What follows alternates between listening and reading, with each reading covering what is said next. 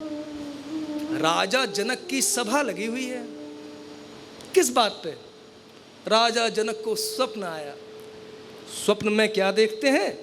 मिट्टी के 2 पात्र रखे हैं और राजा जनक भिखारी रूप में दुर्बल पतले से बैठे हुए हैं। 2 दिन से कुछ भी नहीं खाया और सामने एक हांडी रखी हुई है, उसमें चावल है। भूखे आदमी को हांडी दिख गई।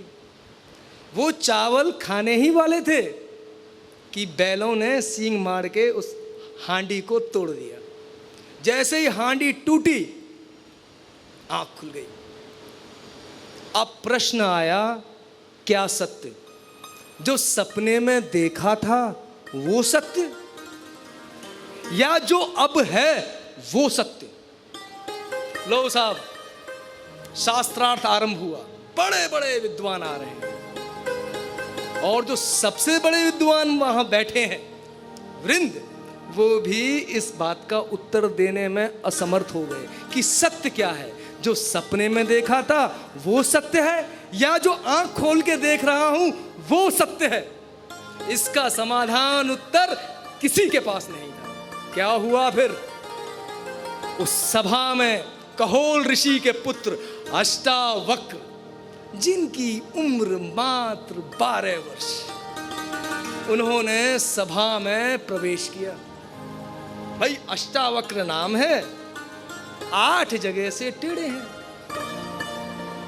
तो ऊंट की तरह हिलते हुए लचकाते हुए चल रहे हैं। जैसे ही अष्टावक्र वहां राज दरबार में प्रवेश करते हैं, पूरी राजसभा उन्हें देख के ठहाका लगाने लगती है।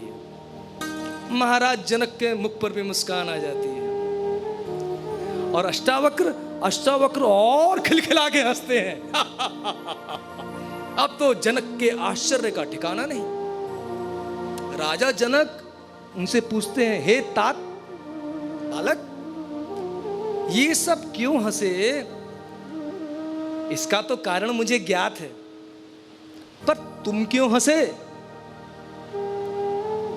अष्टावक्र ने देखा, बोले, महाराज आप सत्य का यज्ञ कर रहे हैं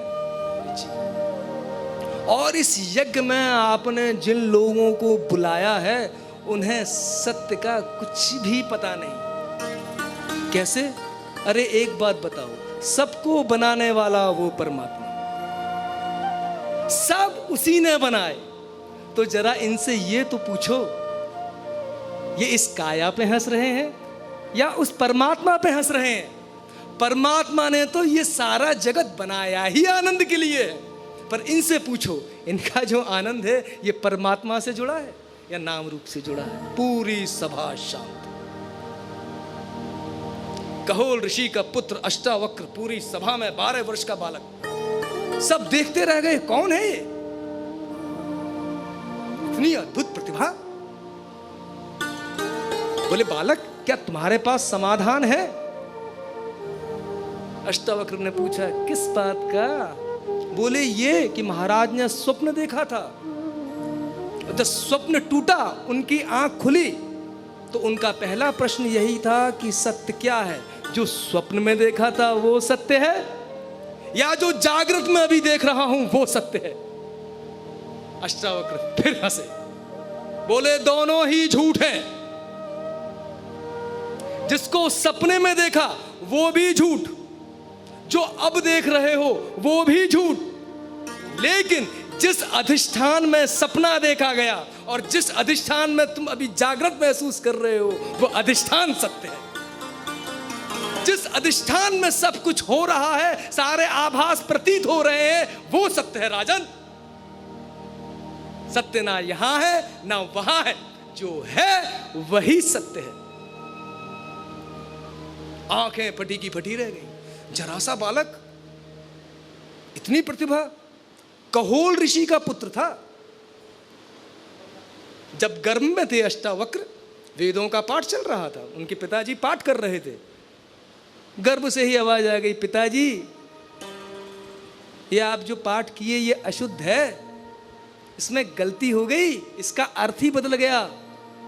पिता ने कहा, अच्छा अभी तो तू जन्मा भी नहीं है, और अभी से पिता में दोष ढूंढता है। जा 8 जगह से टेढ़ा हो जा। तो वो जो बालक 8 जगह से टेढ़ा होकर जिसका जन्म हुआ, उसी का नाम अष्टावक्र हुआ।